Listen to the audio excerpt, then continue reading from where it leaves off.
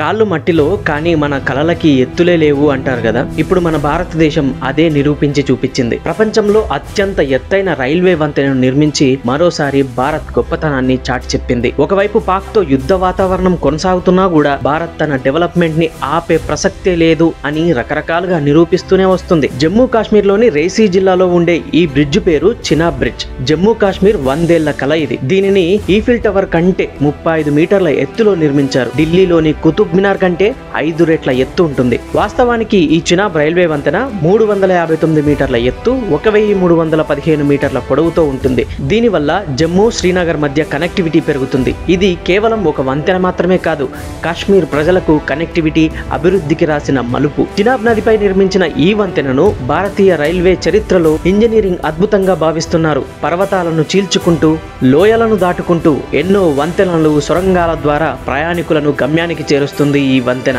17 సంవత్సరాల నిర్మాణ సమయం, 30,000 టన్నుల స్టీల్, ఎలాంటి టెంపరేచర్ కైనా తట్టుకునేలా దీన్ని డిజైన్ చేశారు. అండ్ ఇది ప్రపంచంలోనే అత్యంత ఎత్తైన రైల్వే ఆర్క్ బ్రిడ్జ్.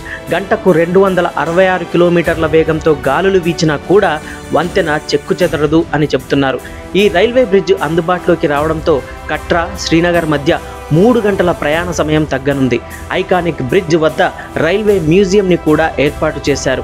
ఇక ఈ వంతెనతో పాటు కాశ్మీర్కు టూరిజం, ట్రేడ్, ఉద్యోగ అవకాశాల్లో విపరీతమైన మార్పు వచ్చే అవకాశాలున్నాయి. చినాబ్ బ్రిడ్జ్ ఇప్పుడు కేవలం వంతెన కాదు, అది భావోద్వేగానికి, అభివృద్ధికి సంకేతం. పర్వతాల్ని అధిరోహించడం, అధిగమించడం అంటే ఎలా ఉంటుందో మన దేశం చేసి చూపించింది. చినాబ్ బ్రిడ్జ్ ఒక భారతీయ శక్తి ప్రదర్శన. ఇది గర్వించదగ్గ విషయం.